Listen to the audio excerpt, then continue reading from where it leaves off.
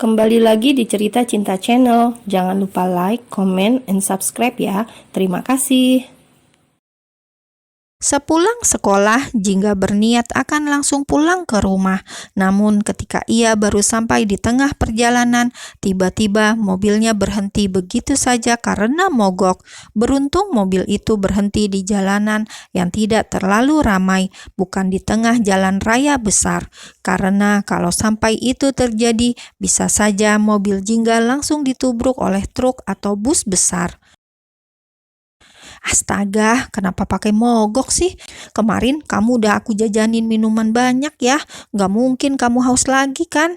Omel Jingga kesal sambil memukul-mukul setir mobilnya. Ia pun menghela nafasnya dengan kasar lalu turun, berharap ada mobil lain lewat yang mau berbaik hati menolongnya. Langit, bisakah kau kirimkan orang baik yang bisa menolongku? Atau setidaknya montir yang kebetulan lewat juga nggak apa-apa.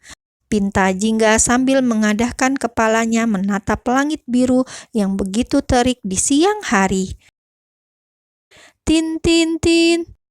Tak berapa lama Jingga bernafas lega karena doanya benar-benar dikabulkan. Dengan senyum lebar, ia langsung menghampiri mobil yang tak henti-hentinya menyalakan klakson tersebut. "Permisi, maaf, sepada, bisa tolong saya?" kata Jingga mengetuk pelan kaca mobil orang yang lewat. "Om?" pekiknya terkejut karena ternyata pemilik mobil itu adalah orang yang selalu ia hindari dan benci, yakni Langit. "Ngapain Om di sini?" imbuhnya tak percaya. "Cepat pinggirkan mobilmu karena aku sedang terburu-buru," katanya dengan wajah datar dan dingin. "Kalau aku bisa, udah dari tadi aku pindahin Om. Tapi sayangnya aku nggak bisa, mobilku mogok. Om, tolongin dong. Om bisa nggak benerin mobil? Bisa tolong dicek dulu mungkin? Om kan cowok, pasti ngerti mesin dong," celoteh Jingga panjang lebar. "Kamu pikir aku montir?" serunya dengan ketus. "Kan tadi aku bilangnya kali aja. Tolonginlah Om, di sini nggak ada taksi lewat. Dari tadi aku nungguin nggak ada yang lewat. Bateraiku juga habis, jadi nggak bisa apa-apa. Tolonglah," pinta Jingga memohon dengan mengatupkan kedua tangannya menatap laki-laki itu memelas. "Dem, jorok, ceroboh, nyusahin," umpatnya dengan kesal. "Om, aku lagi capek loh, jangan ngajak debat, bisa nggak?" kata Jingga berusaha menahan emosi agar tak terpancing, karena ia akui bahwa saat ini dirinya benar-benar membutuhkan bantuan pria tersebut. Dengan terpaksa, Langit pun akhirnya turun dari mobil dan melihat keadaan mobil Jingga, karena ia juga tidak terlalu mengerti dengan masalah mesin. Akhirnya ia menelpon bengkel langganannya dan menyuruhnya datang. "Wah, ini sih lumayan parah bro," ucap teman Langit yang seorang montir yang bernama Fandi. "Jadi mobilku sakit apa? Separah apa? Berapa lama dan berapa banyak biayanya?" tanya Jingga langsung menyerobot berada di tengah-tengah Langit dan montir. "Astaga, bisa diem gak sih?" bentak Langit dengan kesal. "Om diem dulu deh, aku mau nanya sama abangnya ini," kata Jingga tanpa menatap Langit. "Jadi gimana? Tinggal aja ya, nanti aku panggil Derek buat bawa ambil ke bengkel. Ini alamat bengkelku, dan kamu bisa ambil 2 harian karena ini memang cukup berat," katanya. "Oh begitu, oke lah nggak apa-apa, makasih ya," ucap Jingga tersenyum. Langit yang melihat interaksi antara Jingga dan Fandi temannya entah mengapa merasa seperti tidak terima karena Jingga bersikap begitu lembut dan sopan, sementara kepada dirinya selalu jutek dan kasar. "Dem, bocah nggak ada akhlak," umpat Langit dalam hati mendengus kesal. "Baiklah, kalau begitu aku permisi dulu, dan untuk mobil kamu percayakan padaku. Kalau kau tak percaya bisa tanyakan pada kekasihmu," ucap Fandi ketika berpamitan dengan Jingga. "Siapa kekasihku?" kata Jingga sedikit memanyunkan bibirnya kesal. Langit. Siapa langit? Haru. Astaga, siapa lagi Haru? Jingga menggelengkan kepalanya dan berdecak kesal karena tidak mengerti dengan apa yang diucapkan oleh Fandi. Laki-laki itu memangnya siapa? Tanya Fandi mengerutkan dahinya menatap Jingga.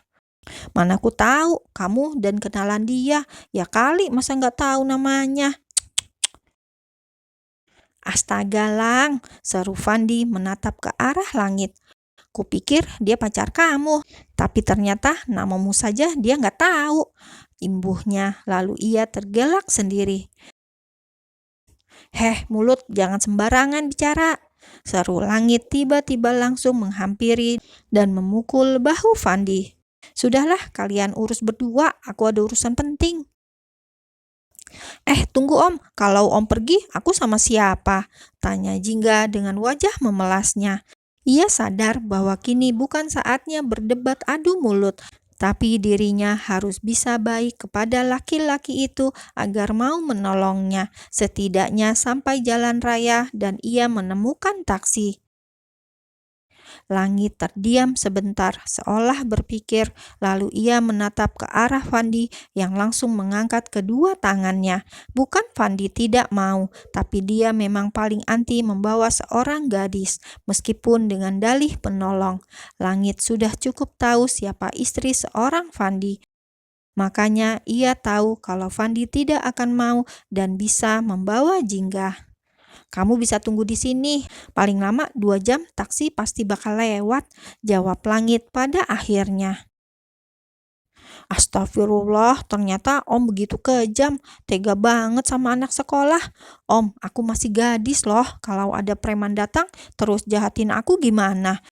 Nyulik aku atau bahkan perkosa aku pastiin aku nanti bakal bawa nama Om pas diinterogasi polisi. Aku akan bilang kalau cukup, potong Langit dengan cepat, lalu ia menghela nafasnya dengan berat.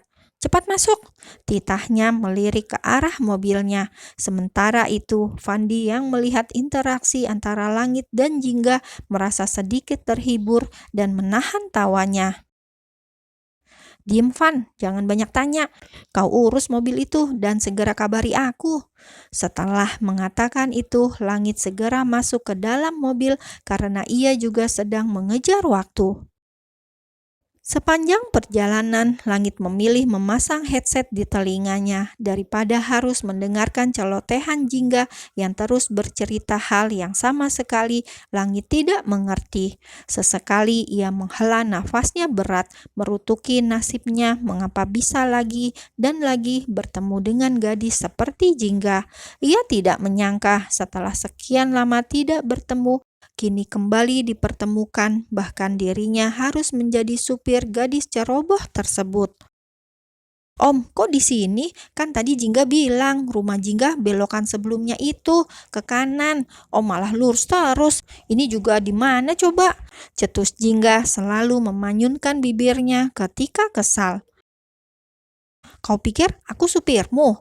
Balas Langit tak kalah ketus. Ayo masuk, ajak Langit dan langsung keluar begitu saja. Entah mengapa Langit malah membawa Jingga ke kantornya, padahal bisa saja tadi dirinya menurunkan Jingga di pinggir jalan raya.